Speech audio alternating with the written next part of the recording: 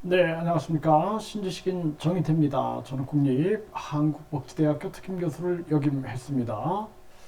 마약 투약 사실 신고한 엄마, 무자비하게 폭행한 아들. 참 이 가슴 아픈 일이 아닐 수가 없어요.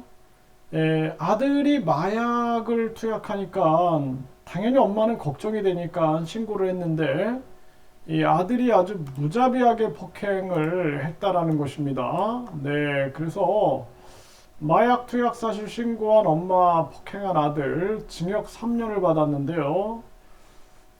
이게 참 가슴 아픕니다. 네, 이 엄마가 이 아들이 50대고 엄마가 70대인데 엄마를 무자비하게 폭행을 한 거죠. 네, 그래서 잠을 자면서 심하게 몸부림을 치거나 고함을 지르고 물을 많이 마시는 등 이상한 행동을 하고 대변을 화장실 바닥에 보고 고함을 지르고 그리고 이 주사기와 주사바늘이 발견이 되니까 결국에는 이 엄마가 신고를 한 거죠.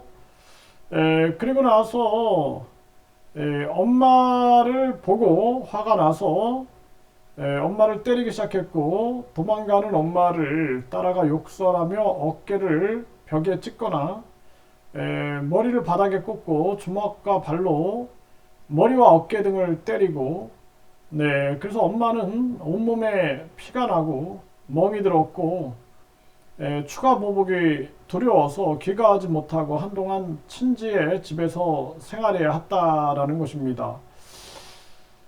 참 가슴이 아프고요. 이 어머니가 무슨 생각을 하겠습니까? 자녀를 낳아서 기저귀 갈아주고 업어주고 먹여주고 길렀더니 이렇게 엄마를 무자비하게 때리는, 그리고 이 무자비하게 맞으면서 엄마가 무슨 생각을 했겠어요? 보람이 없는 겁니다. 보람이 없는 거예요. 많은 그 아버지들이 이런 호소를 해요. 제가 친한 그 친구분도 아들이 아버지한테 아버지가 잘못을 지적을 하고 얘기를 하니까 그러면서 한 대 이렇게 때렸대요, 아버지가. 그랬더니 아들이 맞짱을 뜨더래요, 맞짱을. 맞짱을 떠가지고 충격을 받아가지고 저한테 막그 울면서 얘기를 하시더라고, 울면서. 아들이 맞짱을 떴다. 그래가지고 너무 충격을 받았다.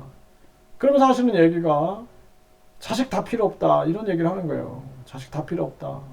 그래서 제가 그런 얘기를 해줬어요. 독립해야 된다. 부모도 독립해야 된다.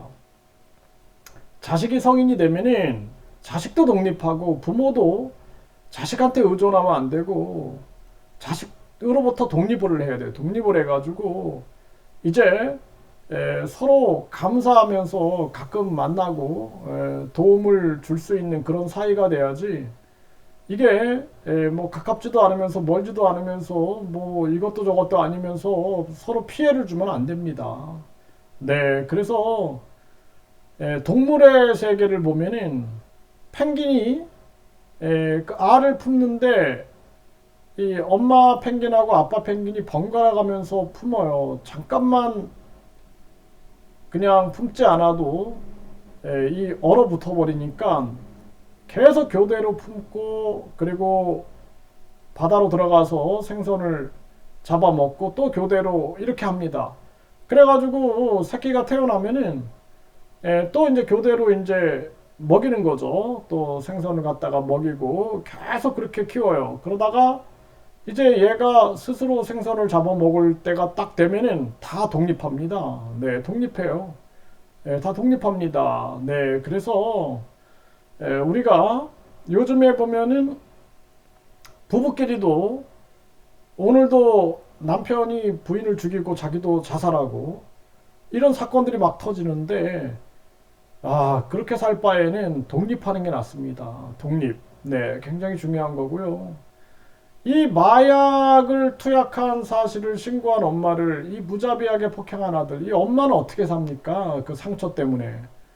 이거 참 가슴이 아파요. 보람이 없는 겁니다. 보람이. 네, 그래서 냉정해질 필요가 있어요. 자녀도 독립하고 부모도 독립해야 됩니다. 네, 인생이라는 게 저도 자녀들을 성인까지 두 명을 키워보고 살아보니까 참 삶이라는 게 내가 하고 싶은 일을 하면서 가치 있게 사는 것, 그것이 최고의 인생이고, 그리고 진짜 이 가족끼리 이런 비극을 겪을 때 다른 게 지옥이 아니라 이게 지옥일 겁니다. 그래서 이거 정말 있을 수 없는 일이고 이런 사건들이 자꾸 터지니까 세상이 점점 더 암흑스러워지는 겁니다.